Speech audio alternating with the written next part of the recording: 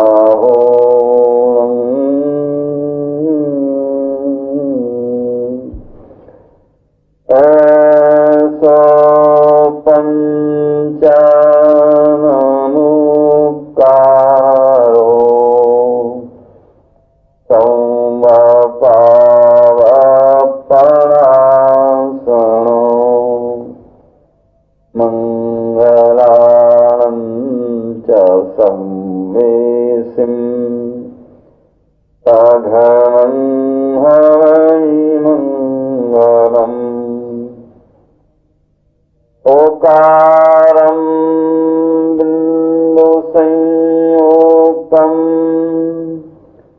नित्यं ध्यायन्ति योगिनः कामदं मोक्षदं चैव ओंकाराय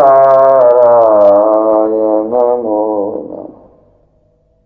अविरल शब्द गणोगा प्रक्षालित सकल भूतल मलकलं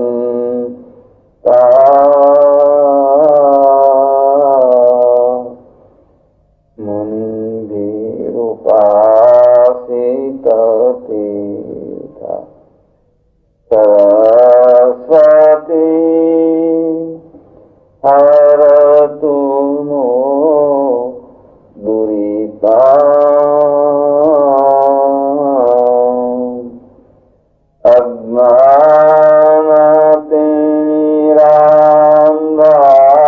अज्ञानतिमिरान्धानां ज्ञानाञ्जन शलाकया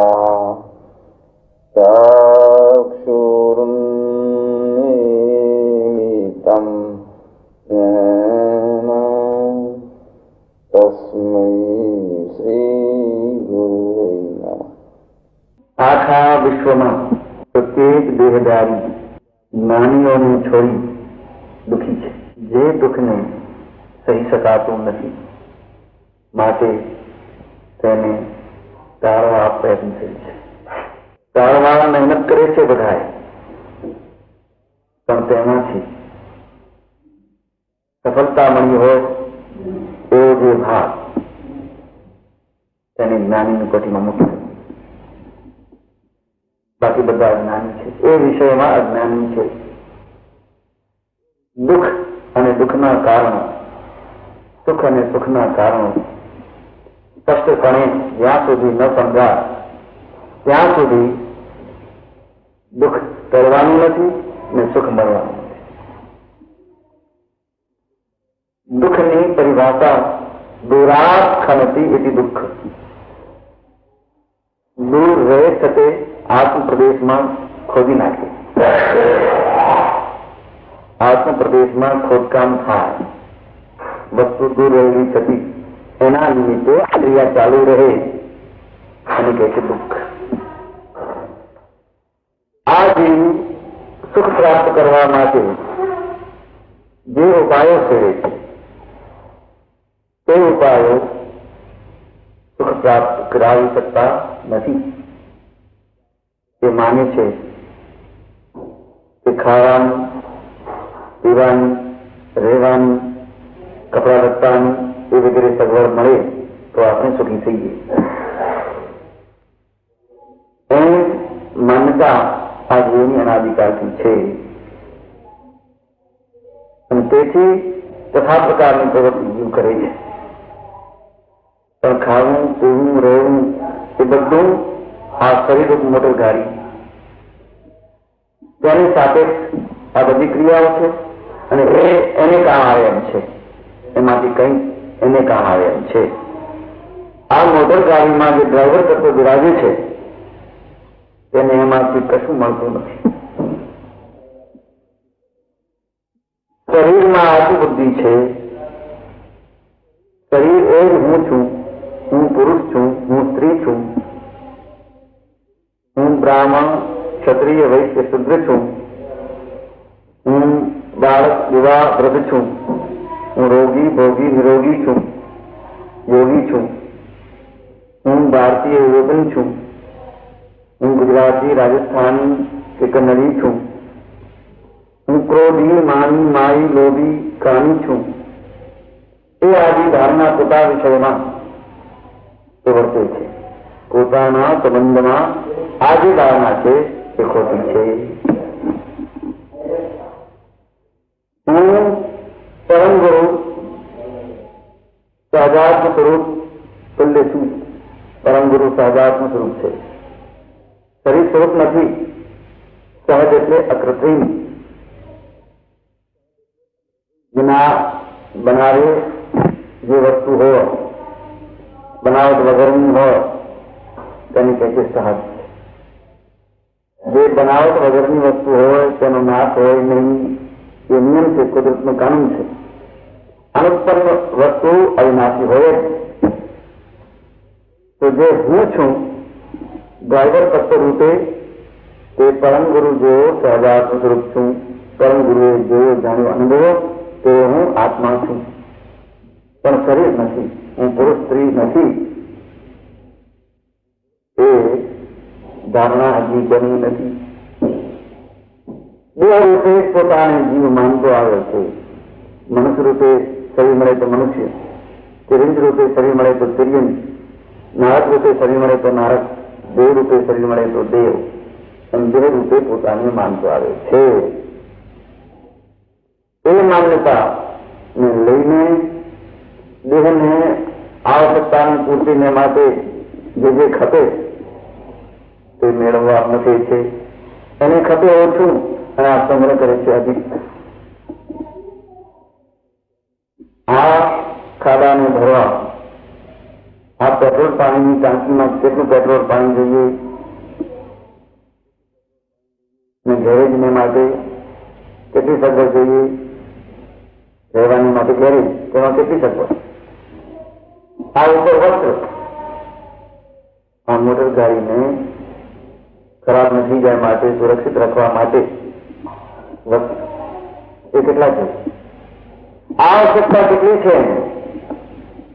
આવશ્યકતા અને ઈચ્છા એમાં બહુ અંતર.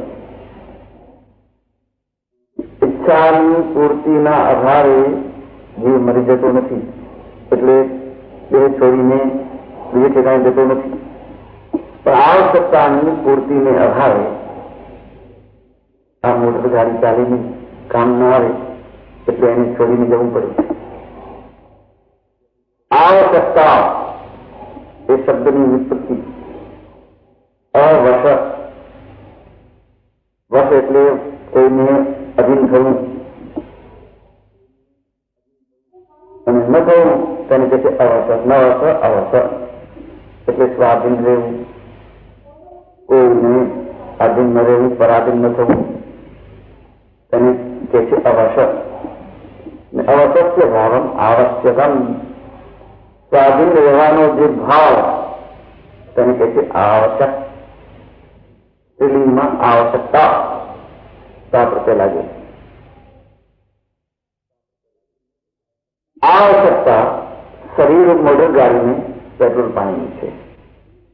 કાંઈ બગડી ગયા હોય મશીનો તો એને ઠીક કરવાની આવશ્યકતા છે. જે ઠીક ન થાય, પેટ્રોલ પાણી ન મળે તો આ મોટર ગાડી ચાલી શકે નહીં. પણ જેના વિના ચાલી શકે તેને આવશ્યકતા નથી કહેતા.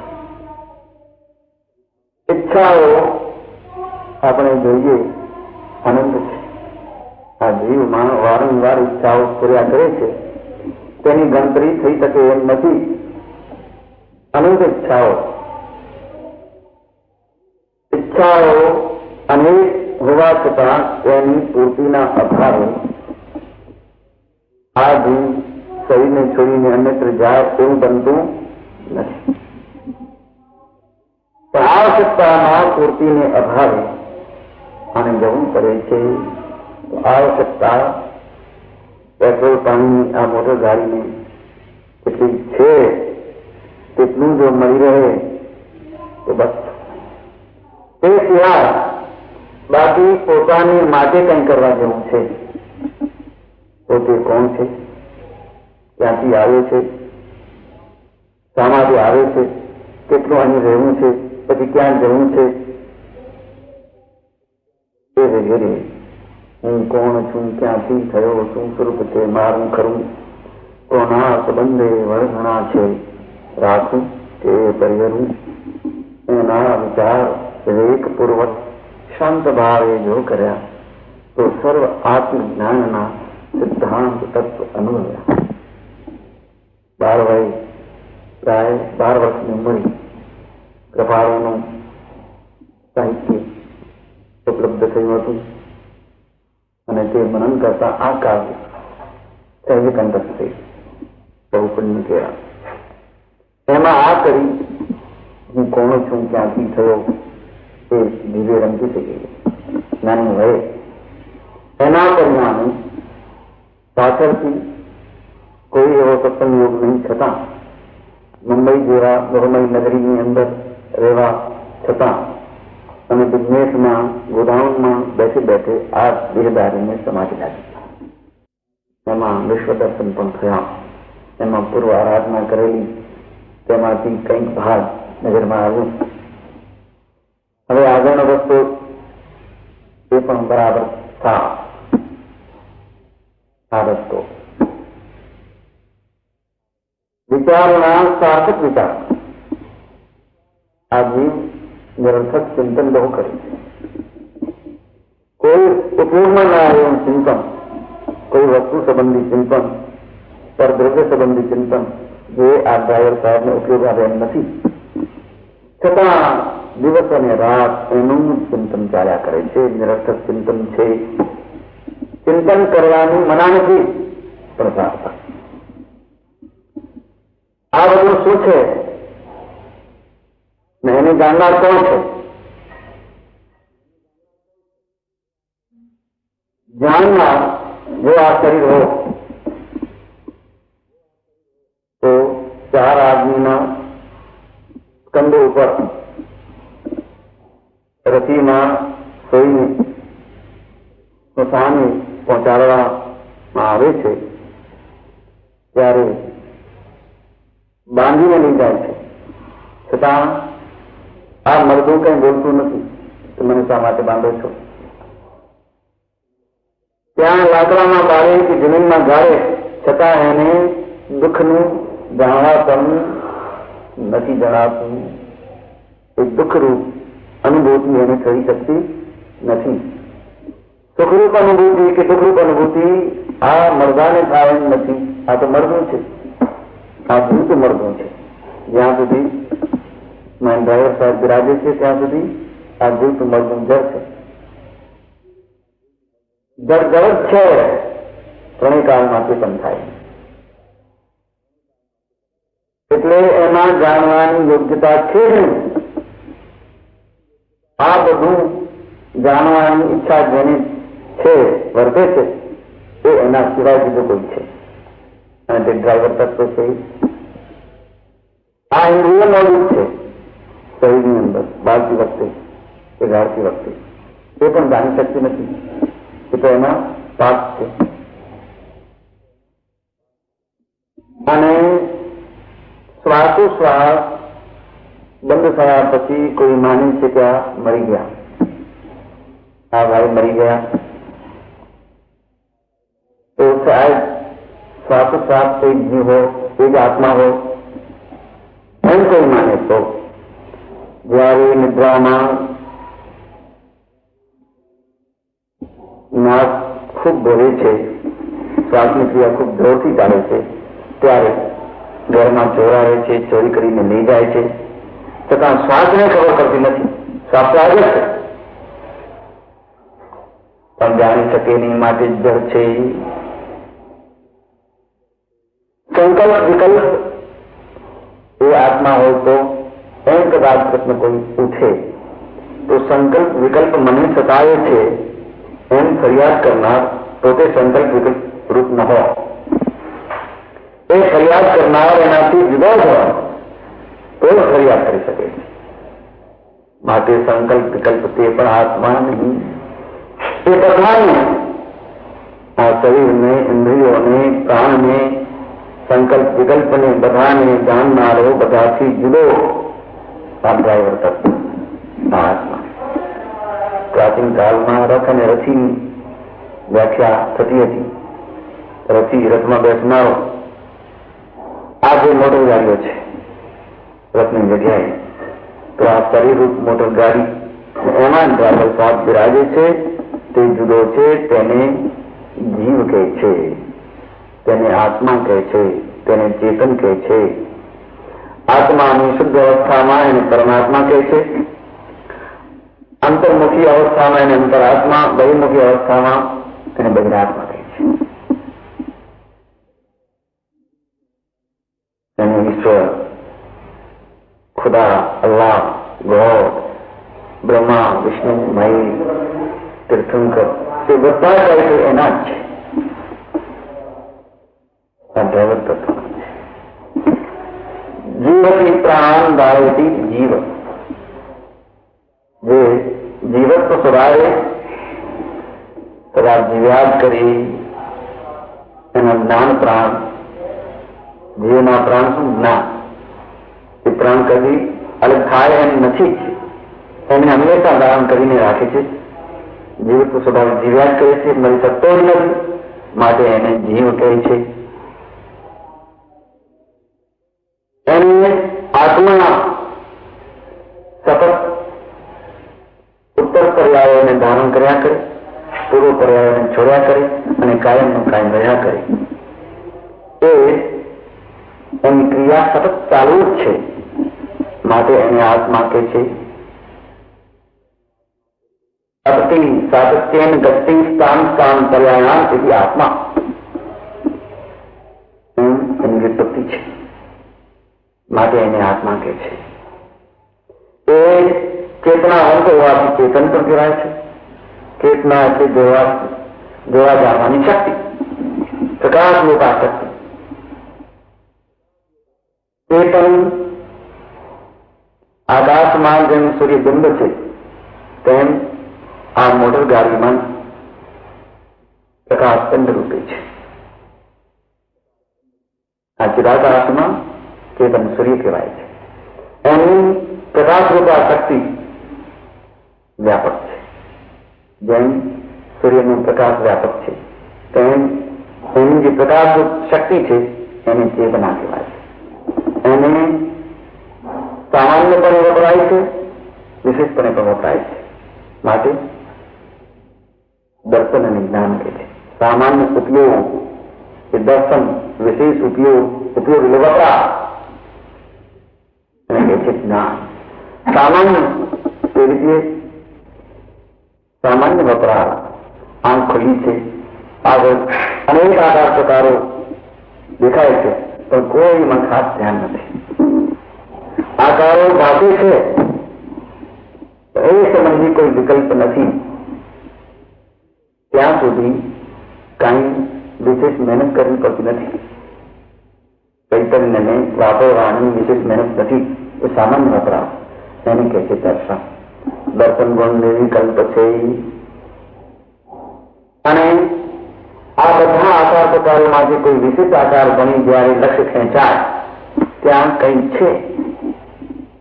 શું હશે? લાગે તો માણસ છે. કયા દેશનો હશે? લાગે રાજસ્થાન છે, કારણ કે રાજસ્થાની પાઘડી છે. અરે એ તો ફળના હોય.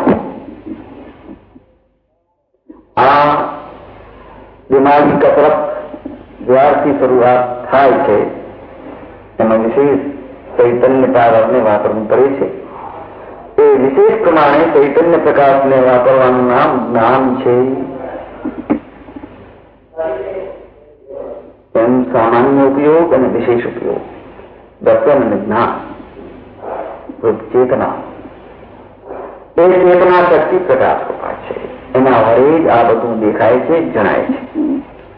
આ બધું દેખાય છે, જણાય છે તો એ આ બધાને જોનાર જાણનાર જે છે એ પણ એના વડે જોઈ શકાય છે, જાણી શકાય છે. ત્યારે આ બધું જોવું જાણવું છોડી ને જોનાર જાણનારને જોવા જાણવા બની પોતાના કરંટને વાપરવા લાગે તો તે શક્ય બને છે. આંખ બંધ કરીને મન પર જે અંતર્ગલ્પ વિકલ્પ એ પણ જાણે છે. એ પણ એના જ્ઞેયો છે, દ્રષ્ટિઓ છે. એને જોનારો જાણનારો જ્ઞાતા દ્રષ્ટા જુદો. તે હું પરમ ગુરુ તુલ્ય સહજાત્મ સ્વરૂપ છું. પરમ ગુરુ બંધો પાંચો પરમ ગુરુ અરવિંદ સિદ્ધાચાર્ય ઉપાધ્યાય સાધુ એ પરમ ગુરુ કહેવાય છે. પાંચે પાંચ પદ એ વિશ્વની અંદર મહાન ઉત્કૃષ્ટ વિભૂતિ. પરમ સુખી મુનિ દશા એટલે સુખી દશા, સાધુ દશા એટલે સુખી દશા. માટે ગુરુજી મહારાજે કહ્યું જગત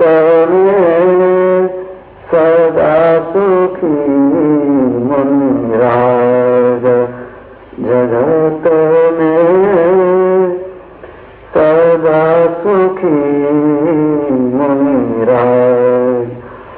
પર વિભાવ પરિણતિ કે ત્યાગી, પર વિભાવ પરિણતિ કે ત્યાગી, જાગે આત્મ સમાજ જગત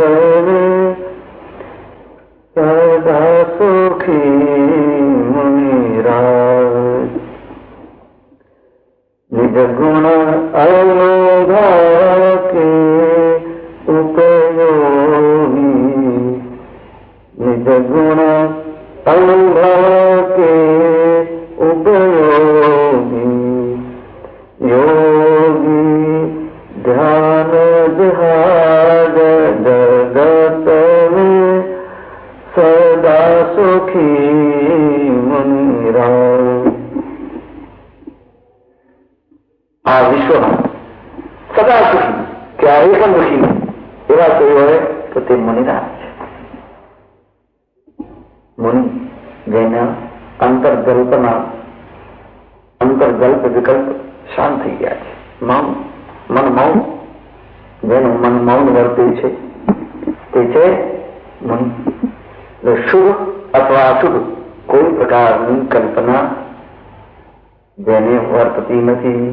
ઉડેલું ભલે તરંગ મારા સામે આવે અને જાય પણ તેમાં એ ભરે નહીં. એના સાક્ષીપણે એને જોયા કરે, જાણ્યા કરે.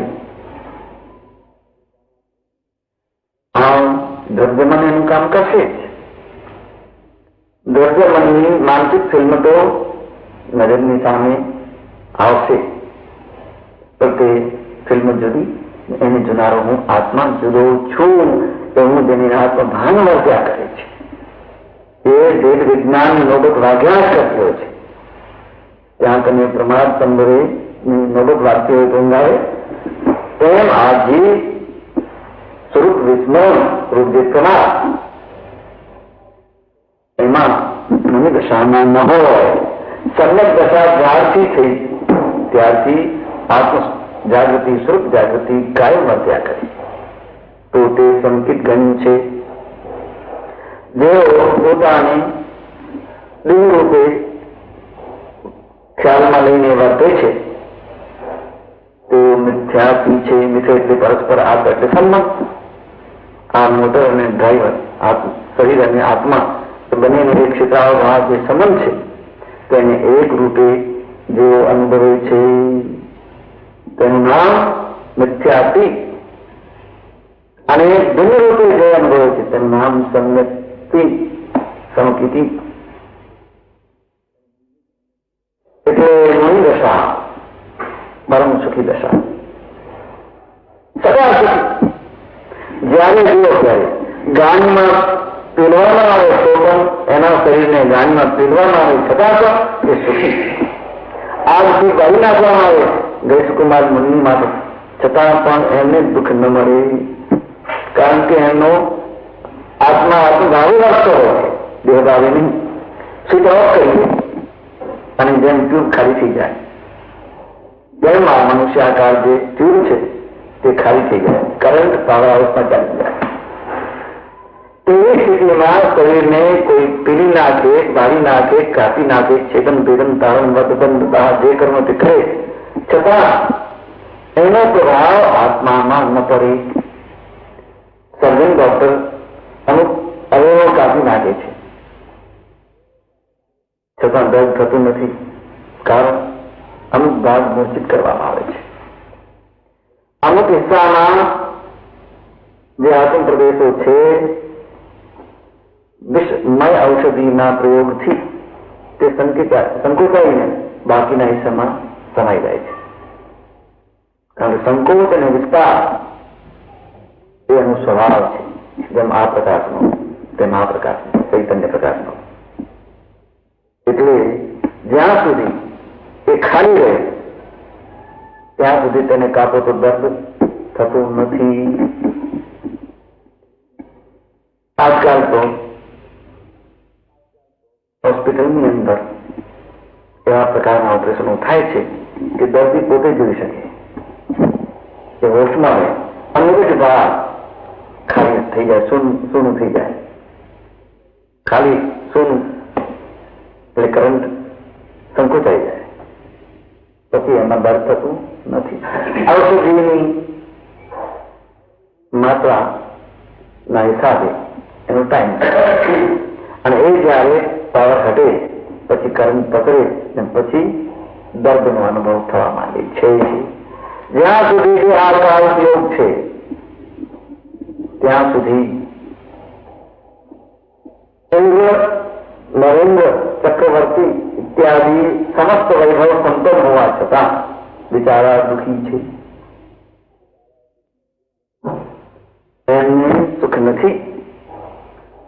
જેને આપણે સુખ માનીએ છીએ એ સુખ શાતા વેદની કહેવાય છે. એ વેદનની પૂતગલોનું વેદન છે. વેદન એટલે જાણપણું, અનુભવન. વેદન એ એક જ અર્થમાં પ્રકાશ કરનારા શબ્દો છે. તો એ જ્યાં સુધી ચેતના શક્તિ પ્રકાશ સ્વરૂપાકાર સ્થિર ન થાય ત્યાં સુધી દેહાકાર રહે છે. જેમ ટોર્ચની અંદર બલ્બ અને શેલ અને સ્વિચ છે. સેલ અને બલ્બને જોડવાને તોડવાને માટે કામમાં આવે છે. સ્વિચ ઓફ કરી દઈએ તો બંને સંબંધ વિચ્છેદ પામે તો બલ્બમાં જે પ્રકાશ છે તે સેલમાં સમાય છે. એમ આ સેલમાં સમાઈ જવું જોઈએ ચૈતન્ય પ્રકાશ. એ કલા, એ જ કલા સંકિત, એ સમ્યક કલા. એની મહિમા, સંકિતની મહિમા કેવલ જ્ઞાનથી પણ ઓછી નથી. કારણ કે એની એના વિના કેવલ જ્ઞાન પામી શકાય એમ પણ નથી. ફાઉન્ડેશન સ્ટ્રોંગ, પાયાના પથરાઓ દેખાય નહીં પણ એની કિંમત બહુ હોય છે. ઉપરની બિલ્ડિંગનો આધાર એના ઉપર હોય છે. તેમાં ફાઉન્ડેશન સ્ટોન છે. કોણ સમજે? એના વિના આ જીવ અનેક પ્રકારના તપ જપને ક્રિયાનો ખપ કરે છતાં બહુરોગથી મુક્ત થઈ શકતો નથી. માટે જ દેવચંદ્રજી મહારાજે કહ્યું, સમકિત નવી લયો રે એ તો રૂલ્યો ચતુર્ગતિમાં.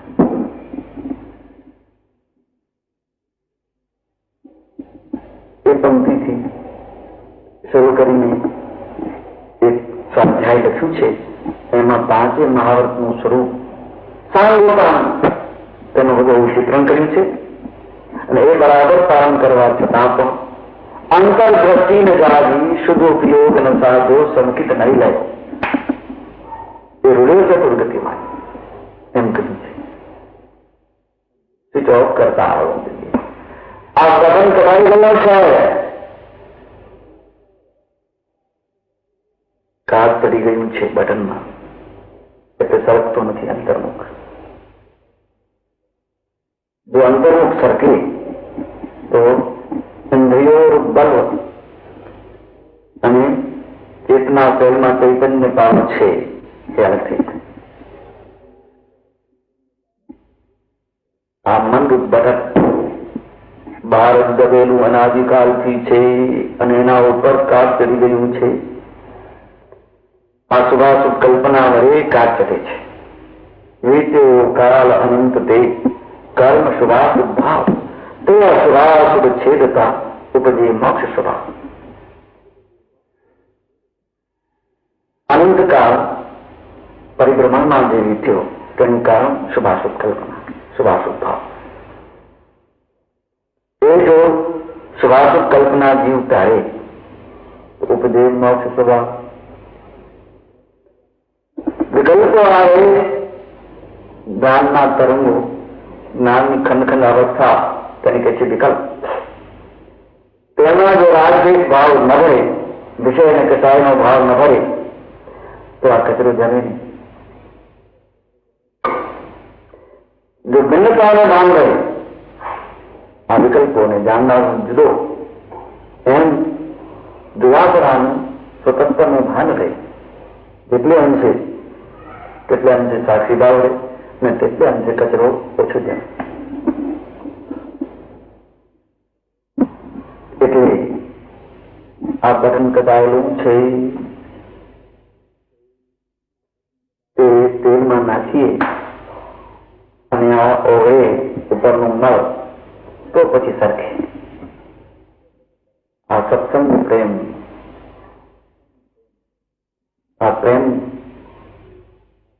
જે સ્નેહ, સ્નેહાર્થે તૈલ પ્રત્યય વ્યાકરણ શાસ્ત્રમાં તદ્દિત પ્રકરણની અંદર સ્નેહ અર્થ દ્યોતક તૈલ પ્રત્યય છે. તૈલ એરંડ તૈલ એ પ્રત્યય છે, શબ્દ નથી. શબ્દની પાછળ અર્થને સમજાવનાર એ પ્રત્યય. પણ તેલ રૂઢ થઈ ગયું છે.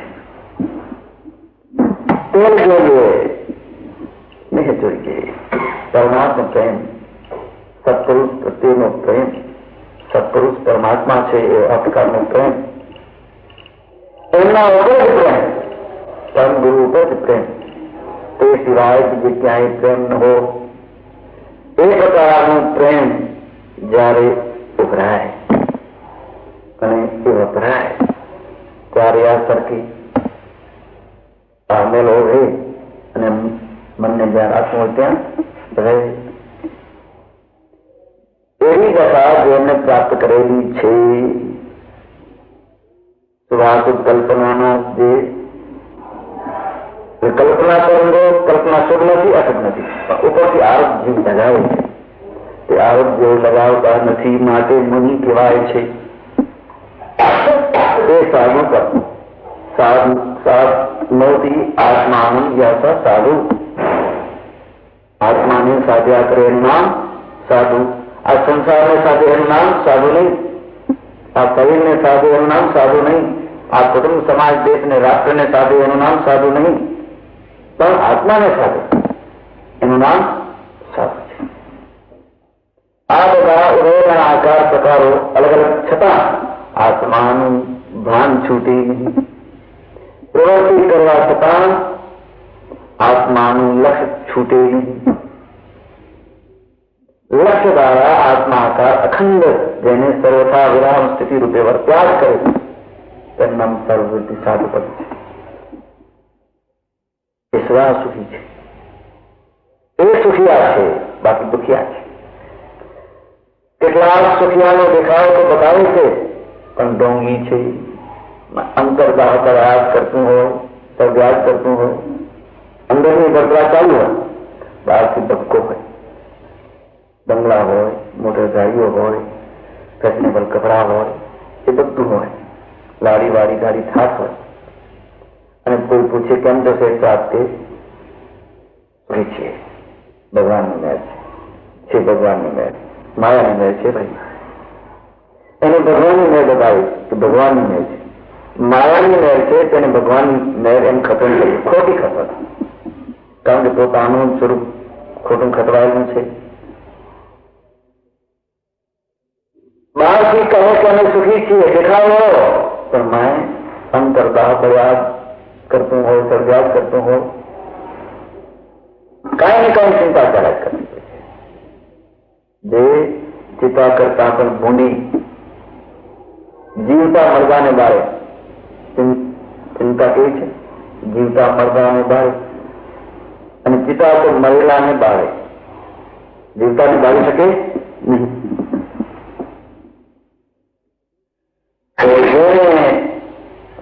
ચિંતા જળદ્રવ્યની નથી, સ્વદ્રવ્યની છે. અને છતાં પૂર્વ ઋણના અનુસાર જે કાંઈ ઉદય પ્રયોગે પ્રવૃત્તિ કરવી પડતી હોય ગમે તે પ્રકારની સંકિત ને બાધક નથી. ભાન રહે તો બહારની શુભ ક્રિયાઓ પુણ્ય બંધન, અશુભ ક્રિયાઓ પાપ બંધન એ બંધન રૂપે છે. અને જો આત્મભાન રહે, લક્ષ્ય ધારા આત્માકાર આત્માની રહે તો તથા પ્રકારનું બંધન નથી. જુદા પ્રકારનું અનુભૂતિમાં વિનતા રહે તો બંધ જ નથી. સ્વરૂપ રમણતા જ રહે તો, સપ્તમ ગુણ સ્થાને સ્થિતિ રહે તો જે પ્રકારના બંધ થાય છે સૂક્ષ્મ કેવલીને પણ હોય છે, પણ તે આપણને સંસારમાં ભટકાવે એવા નહીં, અહીં આગળ વધારે એવા પ્રકારના. એટલે જેમને બાહ્ય સમાધાન થઈ ગયા છે, બાહ્ય તત્વના સ્વતત્વના, કે હું કોણ છું, ક્યાંથી થયો, હું આત્મા છું અને કદી ઉત્પન્ન થયો નથી, શાશ્વત છું અને મારું સ્વરૂપ પરમગુરુ જેવું જન્મનું રહિત આત્મ સ્વરૂપ, સહજાત્મ સ્વરૂપ, એ મારું ખરું સ્વરૂપ છે. આ પુરુષ ને સ્ત્રી રૂપ એ મારું સ્વરૂપ નથી. આ બધી વર્ગણા જે વળગેલી છે જળના નિમિત્તે, જળ વસ્તુમાં હું અને મારું કર્મ કરવાથી આ બધી વર્ગણા વળગેલી છે. તે મારું અને હું અને મારું થઈ ગઈએ જ્યાંથી ત્યાંથી નવું વર્ગણ લાગે નહીં, ચોટે નહીં અને જૂનું ખપી જાય એટલે મુક્ત થશે.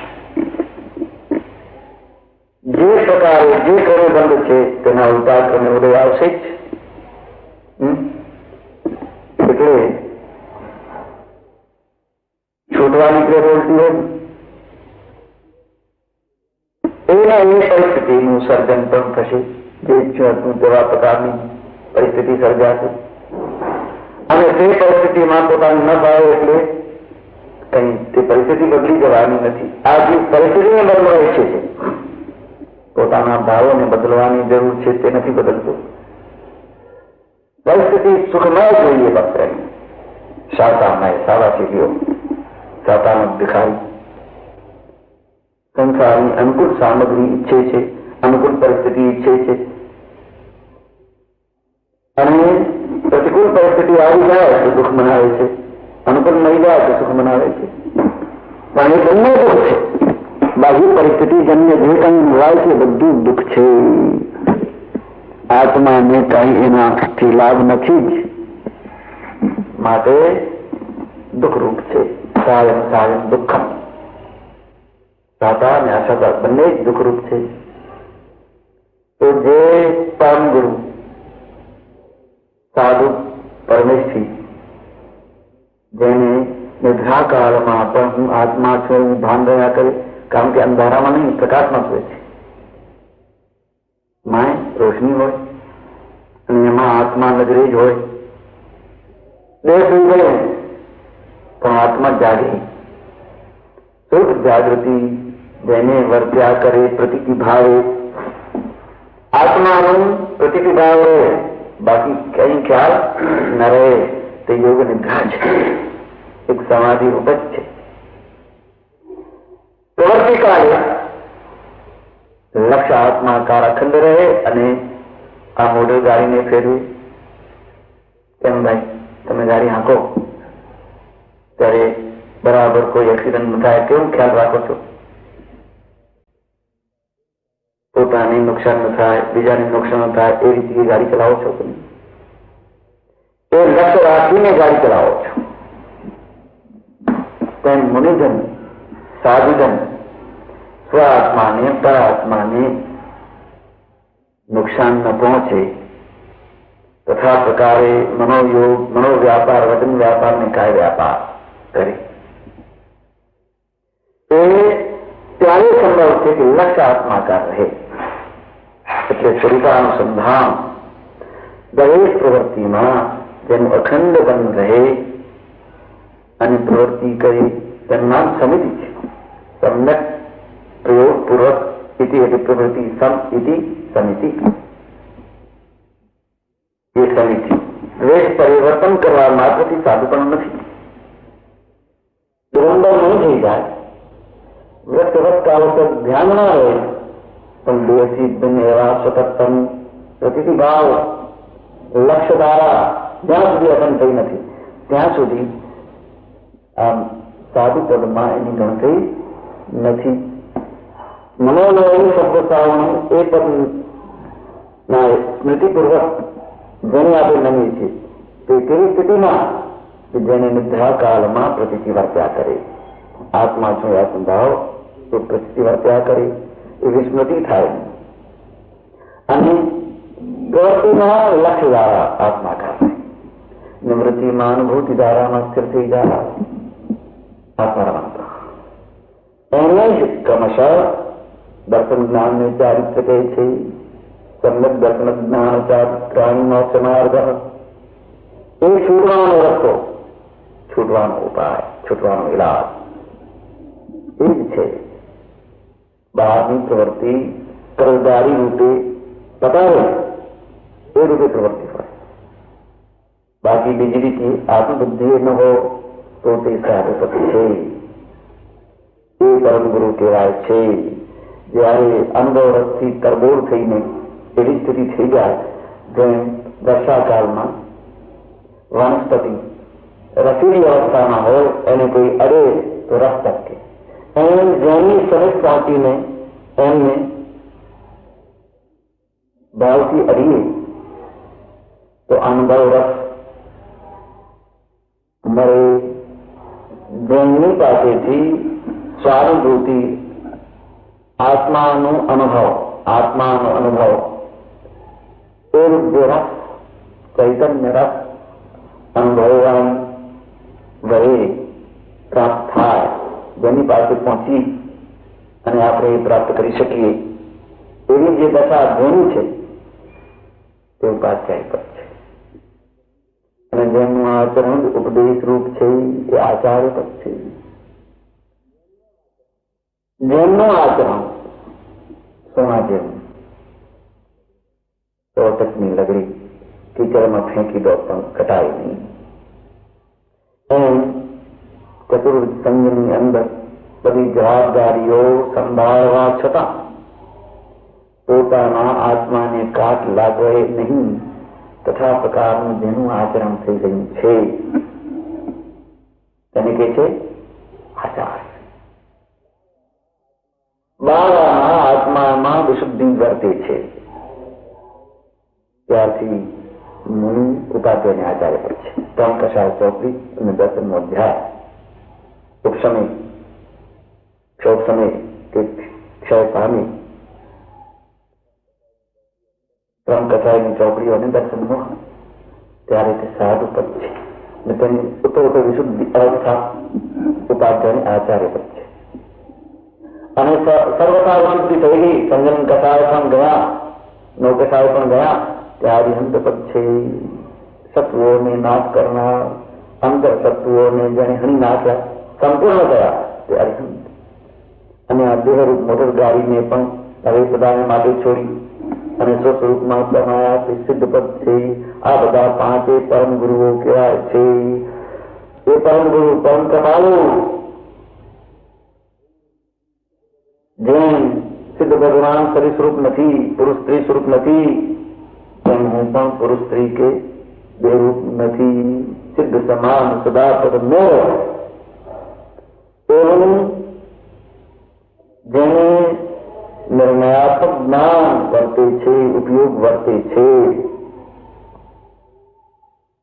ભલે પોતે પોતાના આત્માને જોઈ જાણી શક્યો નથી, પણ જેને જોયું જાણ્યું અનુભવ્યું છે એમને સાચા પુરુષ માનીને એમના ઉપર વિશ્વાસ તો મૂકી શકે છે અને વિશ્વાસને આધારે એવી માન્યતા તો કરી શકે છે. મારા પરમ કૃપાળુ પરમ ગુરુ સર્વાત્મ સ્વરૂપ છે, શરીર સ્વરૂપ નથી. કારણ કે સાધુનું શરીર તે સાધુ નહીં, પણ સાધુના શરીરમાં જે આત્મા છે તે સાધુ છે. ઉપાધ્યાય તે આત્મા, સાધુ સુધા તે આત્મા, આચાર્ય તે આત્મા ને અહિંતે જ આત્મા ને સિદ્ધ પણ આત્મા. શરીરના નામ એ નથી, પણ આત્માના એક સ્ટેજ તેના નામ છે, સંજ્ઞાઓ છે. એ આત્મ સ્વરૂપ સર્વાત્મ સ્વરૂપ છે, જન્મ રહિત આત્મ સ્વરૂપ છે, સર્વાત્મ સ્વરૂપ. તેવો જ હું સર્વાત્મ સ્વરૂપ છું. હું શરીર સ્વરૂપ નથી.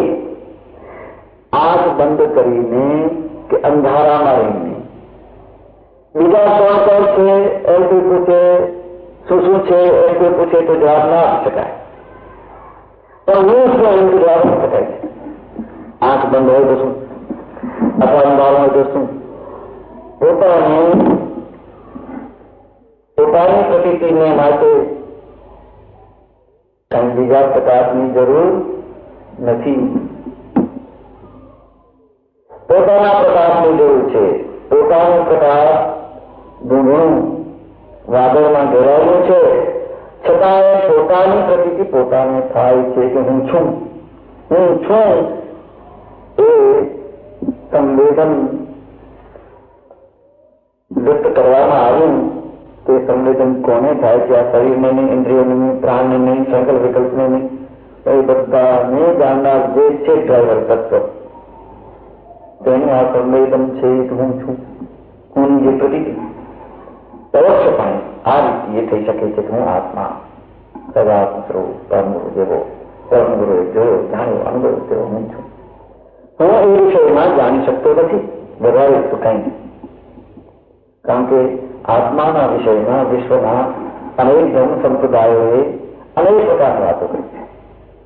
એકબીજાને મેળ ખાય એવી વાતો નથી. એટલે એમાંથી નિર્ણય કરવો બહુ કઠણ છે. પણ જેને જેને આ વાતો કરી છે તે વાતો કરનારાઓમાંથી જેમને એનો વિશેષ પરિચય કર્યો છે, સામાન્ય પ્રકારે તપસ્યાથી અને સૂક્ષ્મ બુદ્ધિ, વિશાળ બુદ્ધિ, મધ્યસ્થતા, સરળતા અને જીતેન્દ્રિયતાની સાથે જો આપણે શોધીએ તો એવા પુરુષની વાણી જે આત્માને જગાવનાર છે. અહો પુરુષ કે વચનો અહો ધ્રુવો સત્સંગ જગાવે સુપ્ત ચેતન કો સ્ખલિત વ્રત્યા કરે તુમ. જેને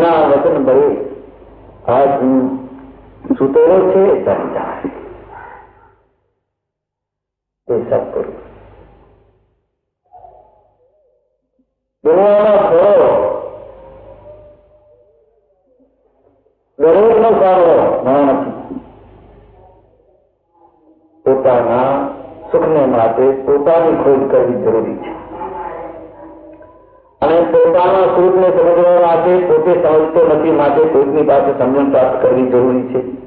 સમજણ આપનારા ઓઘણા છે તેમાંથી જેનું આ સુતેલાને આત્માને જગાવવામાં સમર્થ દેશ હોય એમાં જ અદ્વિતીય હોય એવા પુરુષની વાણી સાંભળો. નિર્દોષ સુખ નિર્દોષ આનંદો ગમે ત્યાંથી રહે એ વ્યક્તિ શક્તિમાન જેથી ઝંઝીરેથી નીકળે. ગમે ત્યાંથી મળતું લો ખરેખર તો આપણા લેવાની વાત જ નથી. આત્મા પોતે સુખ સ્વરૂપ છે. અજ્ઞાતાદિ સુખ સ્વરૂપ છે. પોતે પોતાને નજરે જોયો નથી જાણ્યો નથી ત્યાં સુધી દેહ રૂપે માને છે અને દેહના દુઃખે દુઃખી અને સુખે સુખી પોતાને મનાવે છે. એ તો ભ્રમણાત્મક ભ્રાંતિ છે. એ જ રોગ છે. આત્મભ્રાંતિ સમરોગને સદગુરુ વૈદ્ય સુજા ગુરુ આજ્ઞા સંપત્તિની ઔષધ વિચાર્યા.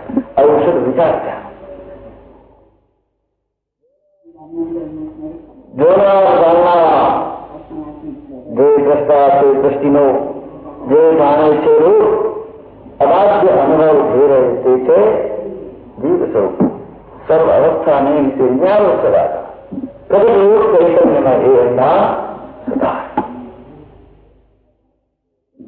જોનાર જાણનારા બધાને વાત કરીને જે બચે તે હું પરોક્ષતાની પણ આ માની શકાય છે.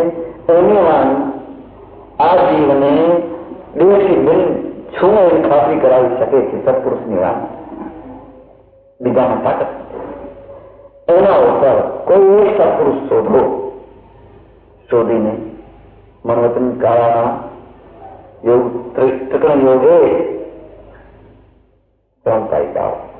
પોતાના આત્માને સમર્પણ કરી દો. પછી જો મોક્ષ ન મળે તો મારી કનેથી લેજો એમ કૃપાળુએ જે દિવ્ય ભૂમિ સંભળાવી છે તે ખોટી નથી. એટલે એ પુરુષના વચન બળે આ જીવ એમ સમજી શકે છે કે હું શરીર નથી, શરીર મોટર ગાડી નથી, પણ એમાં ડ્રાઈવર તત્વ રૂપે જુદો છું.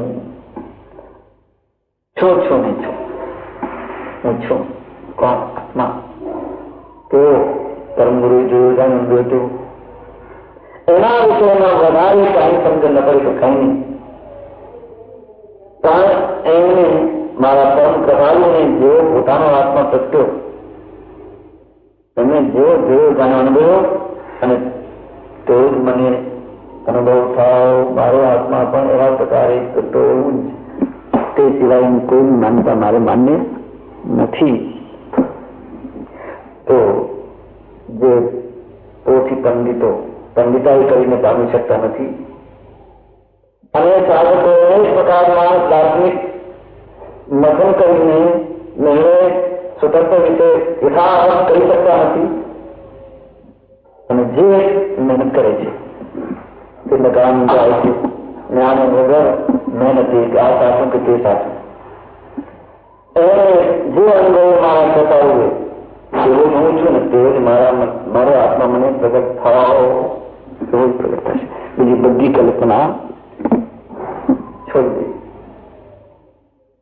એટલે પરમ ગુરુને નજરમાં રાખી, પરમ કૃપાળુને નજરમાં રાખી એમના જો હું આત્મા છું સદાત્મ સ્વરૂપ પરમ ગુરુ સહજાત્મ સ્વરૂપ પરમ ગુરુ ધૂન કી જલ્દી. ધૂન કોને કહે છે? ધ્વનિ માણસની જે વૃત્તિ તેનું નામ ધૂન. ધ્વનિ કોને કહેવાય છે?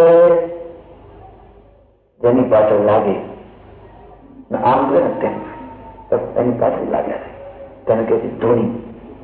ત્યાં તો આત્માની પાસે લાગે તો આત્મધ્વનિ, પરમ ગુરુની પાઠ લાગ્યો હતો તે નતું.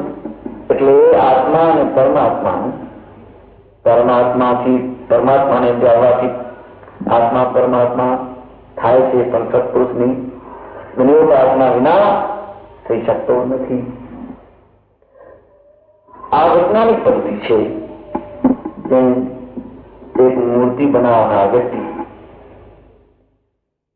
ઓર્ડર મળેથી સામે ફોટો રાખી અને હથિયારો અને પથ્થર લઈને મૂર્તિ બનાવવા બેસે છે. ત્યાર પછી એની દ્રષ્ટિ સામે ફોટો ઉપર અને આ પથ્થર ઉપર ક્રમબદ્ધ જેમ છે. તે સિવાય અંત નહીં, ભટકે જ નહીં તેવી આ વાત છે. આ મૂર્તિ બનાવતો નથી, પણ મૂર્તિ ઉપરનો ભાગ શસ્ત્રો વડે હટાવે છે. મૂર્તિ તો માય છે જ, કલાકારની દ્રષ્ટિમાં છે કે નહીં પથ્થરમાં મૂર્તિ. એના ભૂલ ન થઈ જવા માટે ફોટો સામે રાખે છે, કઈ એનાથી પણ થઈ જાય એટલે સામે જવું પડે છે. નજર સામે ફોટો રાખવો પડે છે. તેવી રીતે જે સહજાત્મ સ્વરૂપે પરમ ગુરુ પરમ કૃપાળુ બિરાજે છે તેની નજરમાં રાખીને એમને જોઈ જણાવ્યો તેઓ હું સહજાત્મ સ્વરૂપ છું એમ સ્વરૂપાનુસંધાન એમને નજરમાં રાખીને કરવું અનિવાર્ય છે. પ્રાતઃ પદ્ધતિએ એકાગ્ર લક્ષ્ય ફોટોગ્રાફર જેમ અમુક ફોટો ખેંચે છે તેવી જ દ્રષ્ટિએ પરમ કૃપાળુની આરાધના કરવી, શરણ અને સ્મરણ, આત્માને પોતાના સ્વરૂપને જાણવું છે, જોવું છે, અનુભવવું છે તો આ જરૂર છે. સદગુરુ મુખે આત્માના સંબંધના મૂળભૂત સિદ્ધાંતો સમજીને 6 પદના માધ્યમથી ચિંતન વડે તત્વ નિર્ણય કરીને પછી મને કરવાનું છે. તેમાં આત્માના અસ્તિત્વ વિષયમાં તો સમજાય છે કે હા આત્મા છે અને દેહાદિથી જુદો છે, કર્મોપાધિથી પણ જુદો છે. જેમ બીજનો ચંદ્રમાં 2 કલા નિરાલંબ થાય ત્યારે તેના પ્રકાશ વડે ચંદ્રમાં શું છે એવો છે ત્યાં વલયાકાર, અર્ધવલયાકાર આ સફેદ ભાગ તે ચંદ્ર તેના પ્રકાશ વડે આખો ઘોડો પણ દેખાય છે.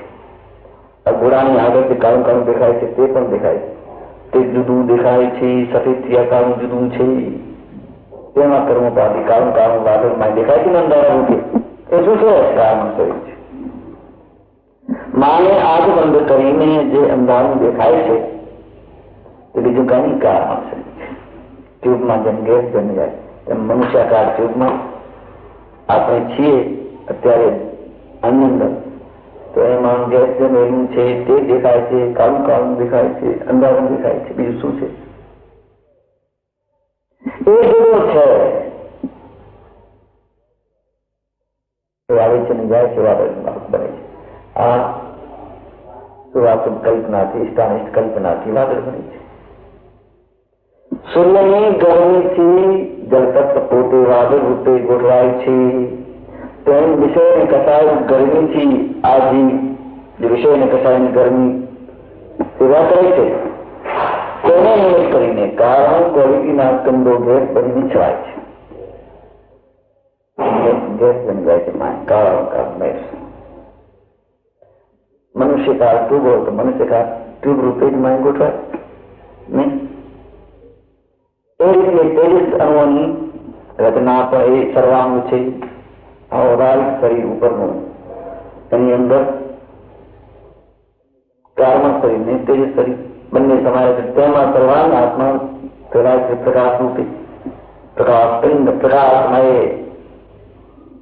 પ્રકાશમય આ આત્મા કર્મ કલમથી સકલમ દેખાય છે. 913 પ્રકાશમય આત્મા સફળ પ્રકાશ પરમ જ્યોતિ સ્વરૂપ એવો આ આત્મા તેમાં નિમગ્ન થાવ તે હરિજનો અંતર્મુખ થઈ તેમાં જાઓ તો અનંત અપાર આનંદ અનુભવશો.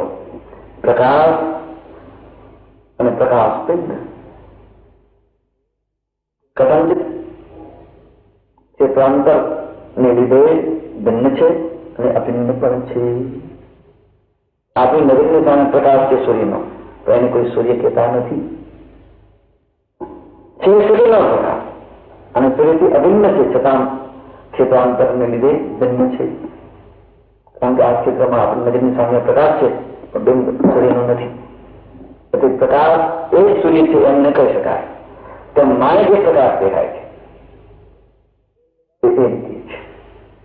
એ પ્રકાશ જેમાંથી આવે છે તે આત્મા છે. પ્રકાશને જોનારો આત્મા છે. પ્રકાશ એ જ આત્મા છે. પ્રકાશ પિંડ તો આ એટલે પ્રકાશ જ્યાં સુધી નથી થયું ત્યાં સુધી પણ આત્માનો નિર્ણય આ રીતે કરવો ઘટે છે. હું આત્મા છું એ સ્મરણમાં રહે અને એમાં ભૂલ ન થાય માટે પરમ ગુરુનું પણ સ્મરણ રહે. એ રીતે શ્વાસાનુસંધાન પૂર્વક મંત્ર રટન કરવું. મંત્ર એટલે જેમ સર્પાદિના વિષને દૂર કરનારા પ્રયોગ વડે દૂર કરે છે કે મંત્ર સિદ્ધિ કરીને ગુપ્તમાં ગુપ્ત રહસ્ય તેને કહે છે મંત્ર. મંત્રમ ધાતુથી મંત્ર શબ્દ બને છે. રહસ્યમાં રહસ્યરૂપ તત્વ હોય તો આત્મા છે વિશ્વભરમાં કે નહીં. અને એ મંત્ર જ્યારે પણ કરે છે તેમાં મોહ વિષને દૂર કરે છે. આ શરીરના વિષને ને આ આત્માના વિષને દૂર કરે છે. આત્મા માટે ઝેર ચલાઈ ગયું છે તેને દૂર કરી એ ઝેર અવસ્થામાં બેહોશ છે. બેહોશ છે એટલે પોતાનું ભાન પોતાનું નથી, હું આત્મા છું એવું. મોહ એટલે શું? મોહ ધાતુ થી મોહ બન્યું. મોહ મૂર્છાયા ટૂંકાનો ઉદાસીને મોહ બને છે એટલે બેહોશી. મોહ એટલે હું આત્મા છે, હું ભાન રહેવું છે એ વિસ્મય સ્થિતિ છે. તેને દૂર કરે તે છે મંત્ર.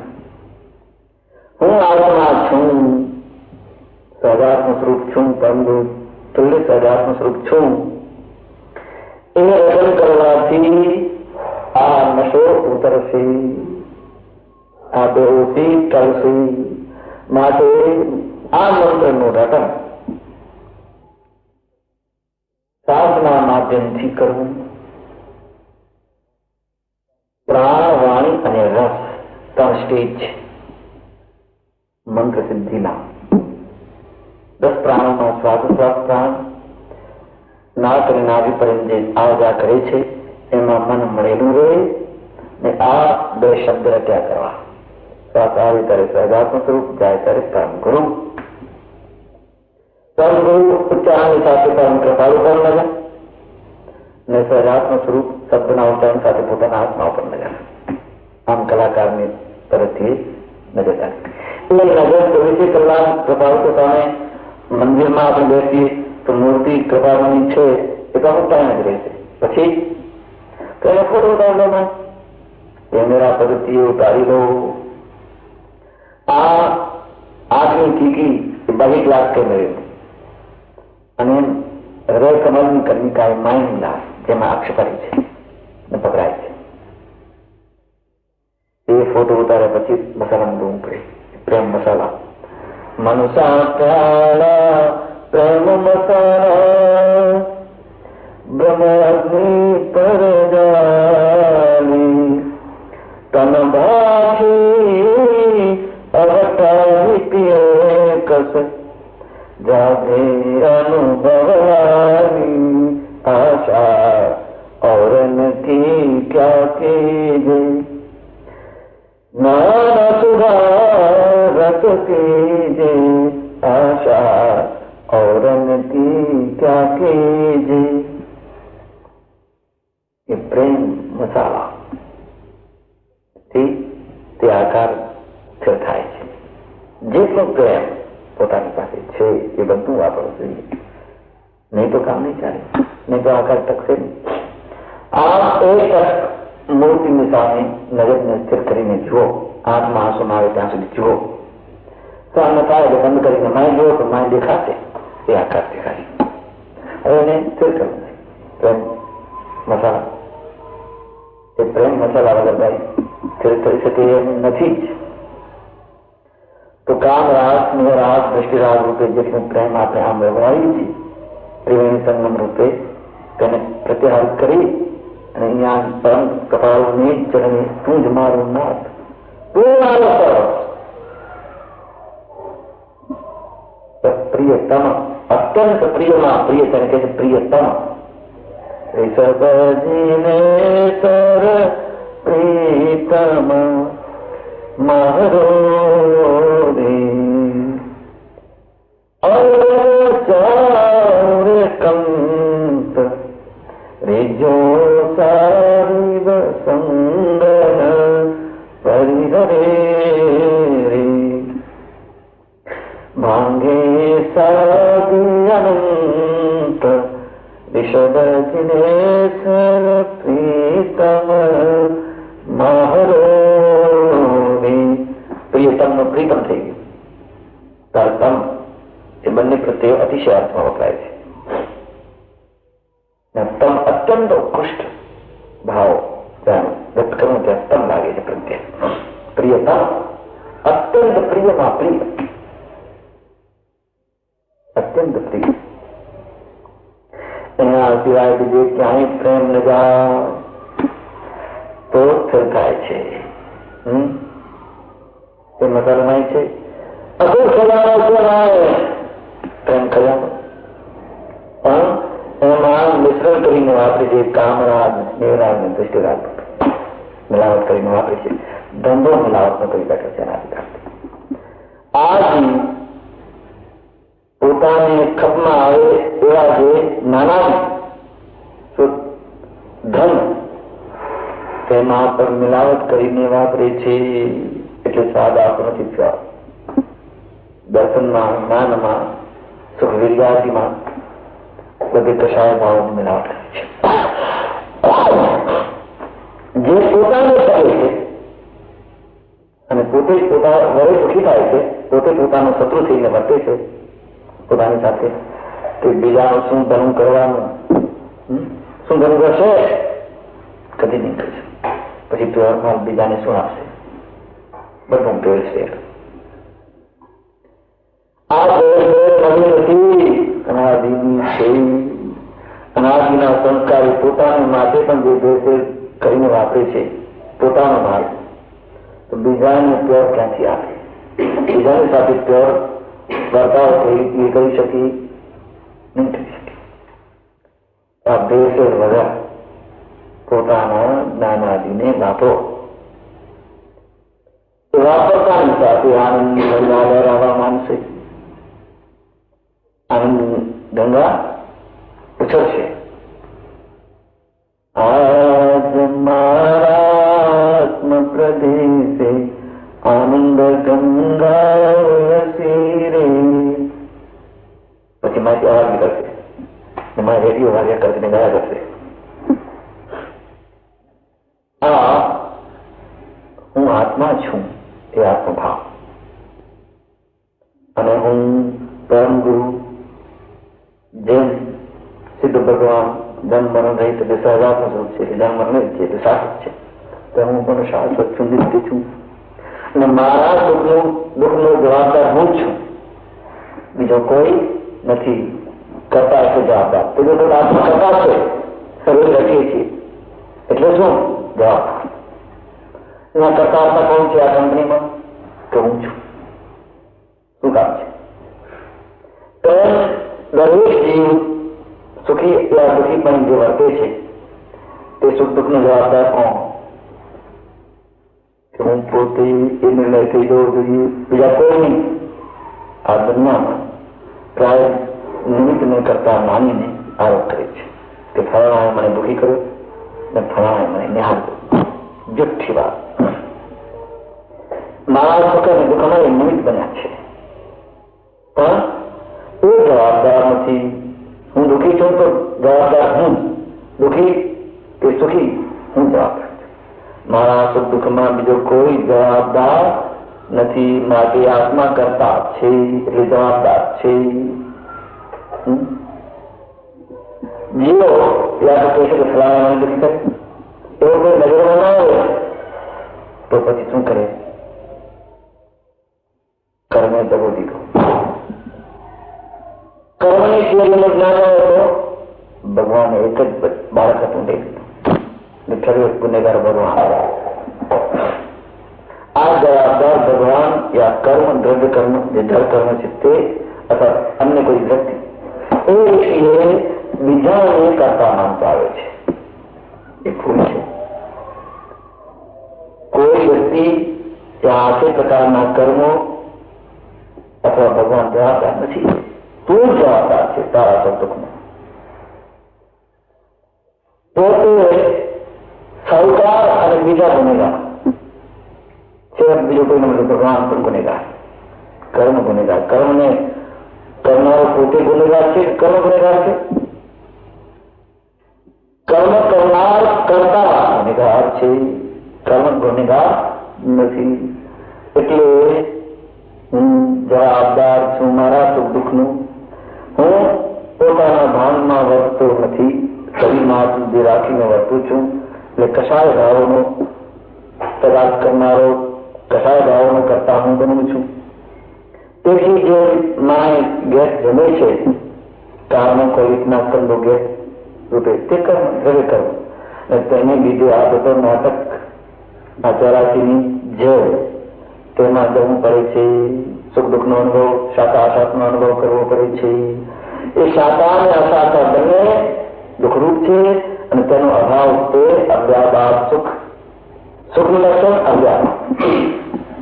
જે બીજાને બાધા પહોંચાડે નહીં, માટે બીજાથી બાધિત થાય પણ નહીં, એવું તે અવ્યાબાદ સુખ.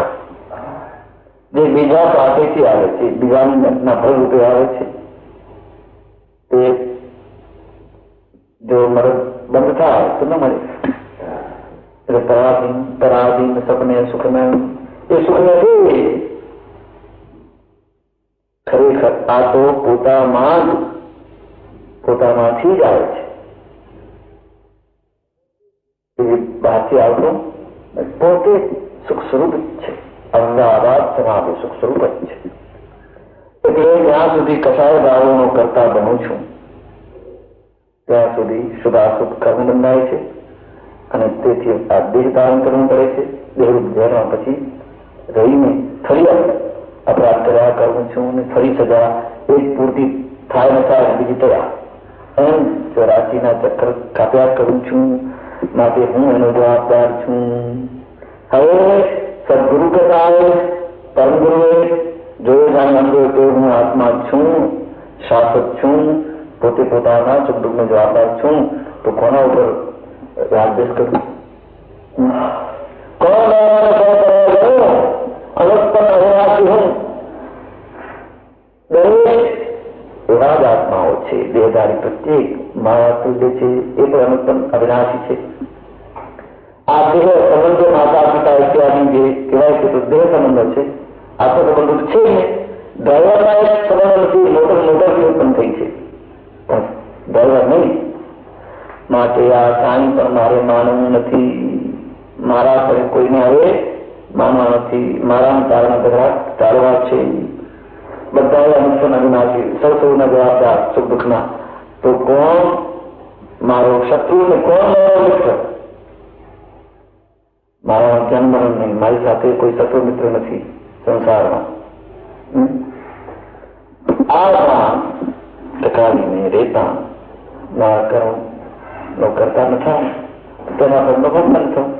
જો કરતા થાવ છું તો ભોગતા થાવ છું. એટલે કરતા પણ છે ને ભોગતા પણ છે. કે મારા સ્વરૂપની સાથે સંબંધ છે. ભાવ ભાવ સંબંધે ભોગતા પણ છે અને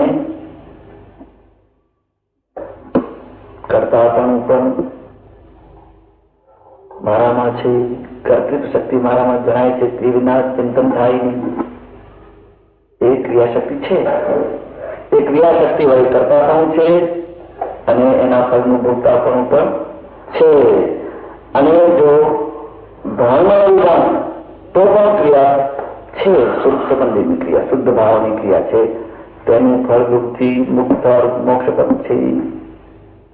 એના ઉપાયો પણ છે. કશાયોને સેવતો બંધ થાવ તો નવા કર્મ ઉપજે નહીં, પુરાણ કરે હું છૂટું, એના બધા ઉપાયો છે.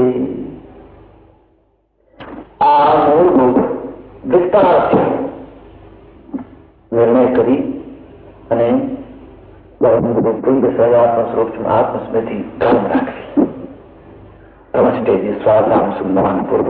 પ્રથમ એક શ્વાસ ખાલી જાય નહીં એવા પ્રકારના અભ્યાસ મારતી શરૂઆત રાત્રિના અંતિમ પ્રહરમાં જલ્દી જાગૃત થઈને કઈ શંકા હોય તો નિવારણ કરીને પછી આસન લગાડી દેવું. વધારે કલ્પના થતી હોય તો મૂળ બંધ ઢલાય કે કરે શ્વાસ સંચાર. બુધાત્માને સંકોચ કરી નહીં જ બેસવું, એ પકડ છોડવી નહીં, તેને કહે છે મૂળ બંધ. એથી બ્રેક લાગે છે નાભી મંડળ પર. એથી શ્વાસની ક્રિયા જે દીર્ઘ થાય છે તે સૂક્ષ્મ થશે અને સ્ટેજો પછી આવતા થાય છે શ્વાસની, તેને જોયા કરે. એટલે મને એમાં રાખવું. અને એ મન ઘણા કામ કરી શકે. 57 કપાલ 100 કામ સાથે કરી શકતા હતા ને, ધારણા એટલી બધી હતી, એટલી અનેક કામ કરી શકતા હતા. હવે આત્મિક બતાવવાનું એટલું નહીં તો જલ્દી જીવી શકાય નહીં બતાવતી. એ તો બધું કરી શકે એમ હતા. તો બરાબર મૂળબંધ લાગેલો રહે, પુરાતન સંકોચેલી જ રહે, એ રીતે બેઠક જમી લે, મેરુદંડને સીધો રાખો. સિદ્ધાસનમાં બેસતો તો એ સરળ કરશે. આ સિદ્ધાસનની મૂર્તિ છે. એક પગ ડાબો પગ લિંગ અને ગુદાની વચ્ચે બરાબર ફિટ થઈ જવો જોઈએ. જણાવો એના ઉપર એડીની એડી ઉપર મળી જાય, નાભીની સેન્ટરમાં. એને કહે છે સિદ્ધાસન. તો એનો બેટ લગાવવામાં મદદ કરશે. તો શ્વાસની સાથે મન અને શ્વાસ અને મન એ પવનજીના પુત્ર હનુમાન મન. શ્વાસની ક્રિયા મન થશે છે, મનની ક્રિયા મન થતું પડશે અને ધીરે ધીરે ધીરે સ્થિરતા પણ થઈ જશે. એક કામ એ કરવાનું. બીજું, સામે જે ફોટો કૃપાળુનું ચિત્રપટ, તેમાં નજરને એવી રીતે સ્થિર કરવી કે ફોટો ખેંચતા હોય તે રીતે. અંગ્રેજીમાં ફોટો કહે છે, આપણી ભાષામાં એને ચિત્રપટ કહે છે. એવી વસ્તુ છે.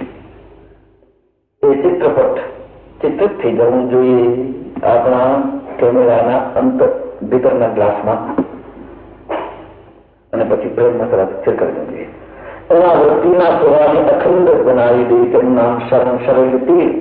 તેને છોડીને સીધી ગતિ ના જાય. નામ છે ને તે માળમાં જોડાયેલું રાખવું, તેનું નામ છે શરણ. એક ખંડિત ન થવા દેવું, એ અખંડ બનાવવું. અને એ રહેશે તો પછી સ્મરણ પણ રહેશે, નહીં તો સ્મરણ છૂટી જશે, તૂટી જશે. મંદિરમાં કોઈ પણ ઠેકાણે અવલંબન લઈને આત્મા દરેક ખેંચી લેવું અને પછી નજરમાં રાખી ને આ બધું મનવાનું શરીરને આત્મા સમર્પણ. એમને એ નાથ તું છે, તારું તું સંભાળ. મારું આપણું કામ કે તારું શરણ અને સ્મરણ છૂટે નહીં, એ મારું કામ ને બાકી બધું તારું કામ તું સંભાળ. હવે હું મારું કોઈને માનીશ નહીં. તને સોંપ્યા કે મારી ફિકર નહીં. હવે તારો જેવો પેલો નાથ તેનો શરણ મળવા પછી ધીમે ધણી નાચે ત્યાં કુંદન જો નરખેત. આત્મો જો કોઈ કરે તો બાકી બધું પ્રભાવ સંભાળશે. યાદ રાખજો. ફિકર નહીં ફાકી કરે તેમ ના થકી આત્મા તો પોતાને કરવાનું છે, બાકી એનું કરીને એ સંભાળશે. એને આપણે બાજુમાં બગડે કે સુધરે, આ બે જાય કે રહે, પછી આપણું નથી એટલે ફિકર કરવી નહીં. મન જોડાવું નહીં. મન એમને ત્યારને ચડાવી દો, પછી એને જોડાવીને એના વડે બીજા કામ કરાવીએ તો ગરબડ થાય નહીં. જે કલ્પના ઉઠે એક કપાળ ઉઠાવે, મારે હવે કઈ એની સાથે યાત્રા નથી. ટ્રેનમાં બેસવું, સીટ પર બેસવું અને ઉપર ગાંઠી પોતાની સામાનની માથા પર મેળવીને બેસવું કે પડકે નીચે આ ગાંઠવા એટલા બધા પડકે નીચે આરામથી સીટ પર બેસીને જવું આ ભક્તિ માર્ગ, અનુપમ માર્ગ છે. અનુપમ માર્ગ છે. ઉપમા હતા એવી કોઈ ચીજ નથી દુનિયામાં. भक्ति मार्ग तो ईश नहीं भजन दृढ़. आत्मा जे कोई करे અને જે છબીને સ્થિર કરી લીધા પછી, સમર્પણ કર્યા પછી શું કરવાનું છે? જે આદેશ મળે તે જ કરવાનું છે. પ્રતીક્ષા કરવી કે ભગવાન મારો નાથ પોતે જ આદેશ કરશે. એની પાસે જે કામ લેવું હશે મારી પાસેથી તે એને લેવું છે. એ જે આજ્ઞા આપશે ત્રણેય યોગ એક જ પ્રતિ વર્તે આજ્ઞા આધાર, બાકીની વાત બધી ઠીક એ આજ્ઞા કરશે. તપ તપવું પડશે, પ્રતીક્ષા કરવી પડશે, નિર્વિકલ્પપણે, નિસ્તરણ નિર્વિકલ્પપણે પ્રતીક્ષા કરતા એ જ નજરમાં રહેશે.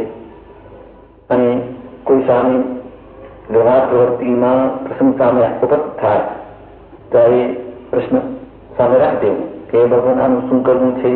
પછી ચોક આપણા મંત્ર સ્મરણમાં જ્યાં સુધી ત્યાં સુધી આગળ કંઈ કરવું નહીં.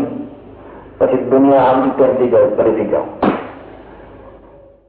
આ દ્રઢ ધારણા રહે, નિષ્ઠા રહે તો અમુક સમય પછી બહારથી ઉપયોગ એકાગ્ર થયેલું હશે તો એ પણ સંભળાશે આજ્ઞા પણ કે આમ કા ખાઈ લે, કે આ રીતે આનો જવાબ દે, કે આ રીતે અમુક કામ કરજે.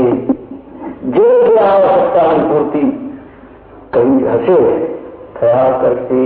આપણે તો આરામથી બેસવાનું. આપણે કારણે કેવું કે એન્જિનની સાથે જે ડબ્બાની પકડ છે ને કરી છૂટી ન જાય.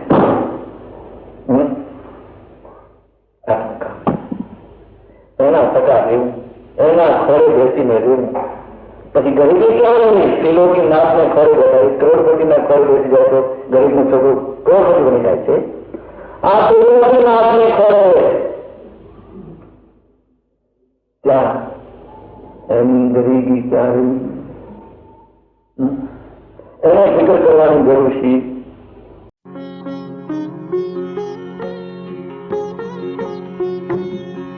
Originally recorded by Ashram President Sri Chandubhai Tolia and Professor Pratap Kumar Tolia.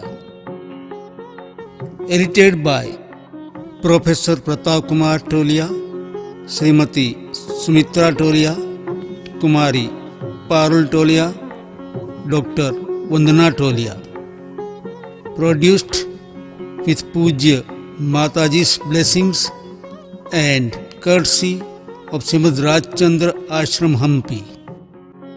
Copyrighted by Vardhaman Bharati, Prabhat Complex, Bangalore 9 and Parul 1580 Kumarswamy Layout, Bangalore 78.